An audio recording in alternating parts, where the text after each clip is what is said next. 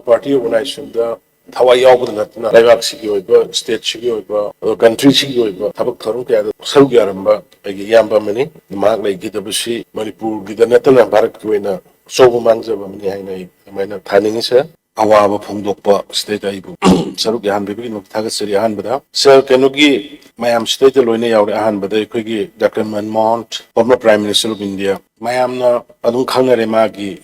Ingmatapa.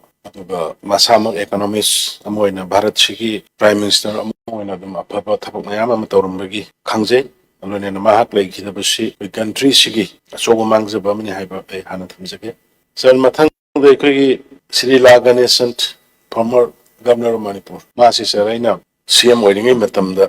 leirambani sa ma si aduki matik mi si amna gentle doiba mangonda asawram kaapa leitaba yamna grassroots mi dongna cutting mapu yamna tarana to bang mi yam khaba mi mani adram hak kuma mi malai gi da busi koi bharat ki oina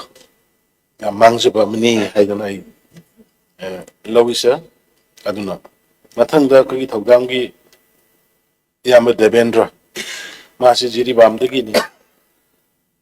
jiri bamda podcast ra kusuma gi family se aigi kendra da leiba hujik suma ma legi da segi kendra da legi da yamna ingba tappa duga khoigi file work yamna section to ba ke governance ki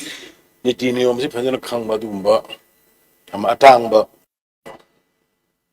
leader mane haina ima thaninge adu magi legidaba sei sali adubu yamna matam khra swolaga leirmadu da yam toina unabadi phangokte adubu magi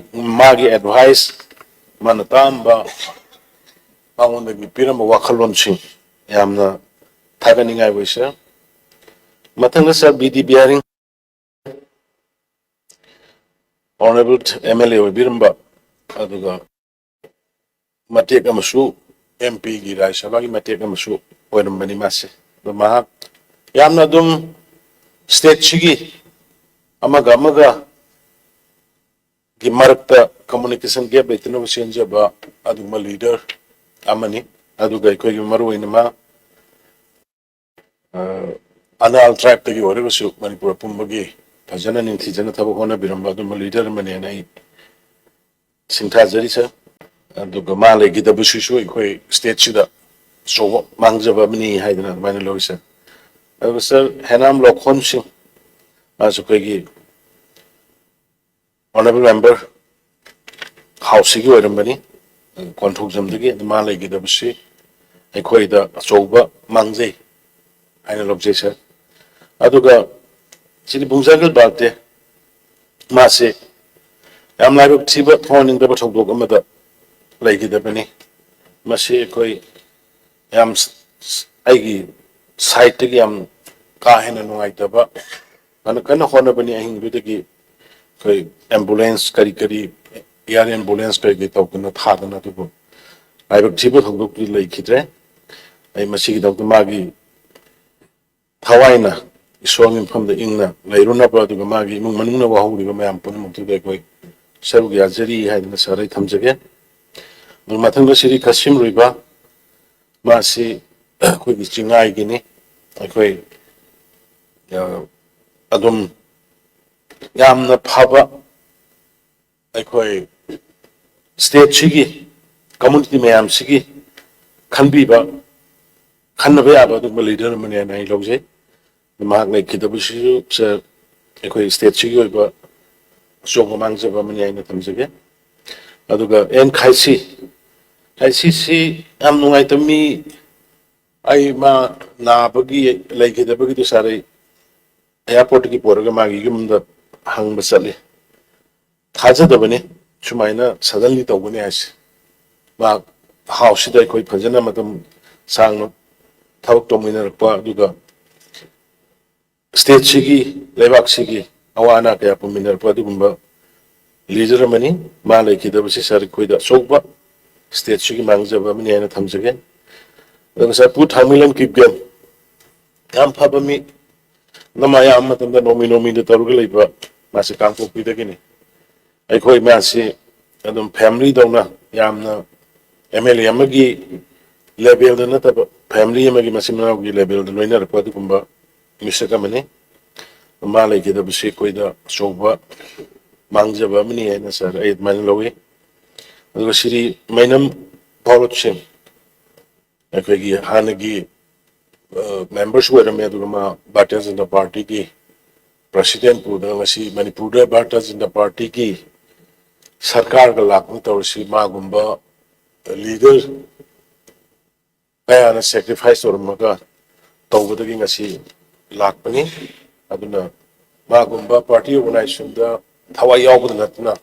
laibak sigi oiba state sigi oiba country sigi oiba thabak tharung kaya da saru yaramba agi yamba mani mag lai gidabusi manipur gidanatana bharat ki oina sobu mangjaba mani haina maina thaningi sa mathang da Peter Ferry ekoi ki manipur legislative assembly ki chingai ki dagini mahak ai yang kumna nakna de khangna jahudre adu tajabda di yam phaba state sigi mayam gi ba thabak yam phajina tawba adumba leader amani haina ekoi tajai adu mahak le ki da bisisa ekoi da choba mangjaba bani mathang dai siamna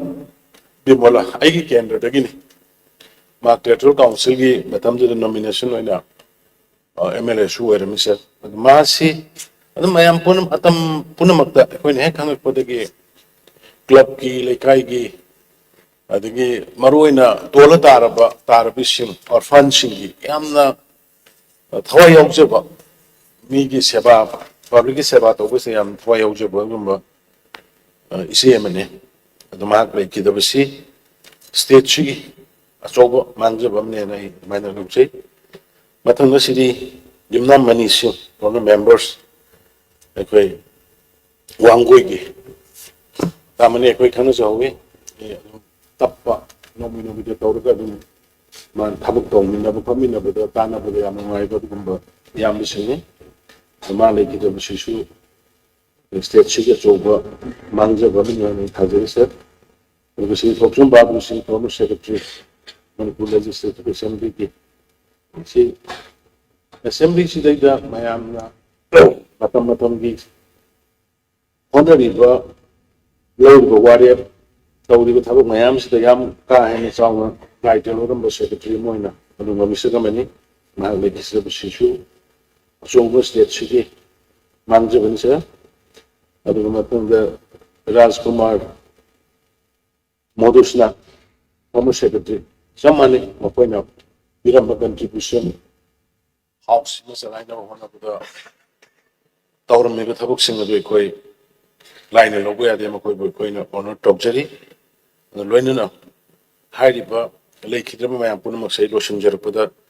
Moigi Hawaii nice is working from the English Lairunaba and the Luenina Magile Horiba Moy Magile Horiba Manusing. Take the kind of one up in insurance and be ordered to know Hydra Sari. Hydra, but I'm creepy with Thank you.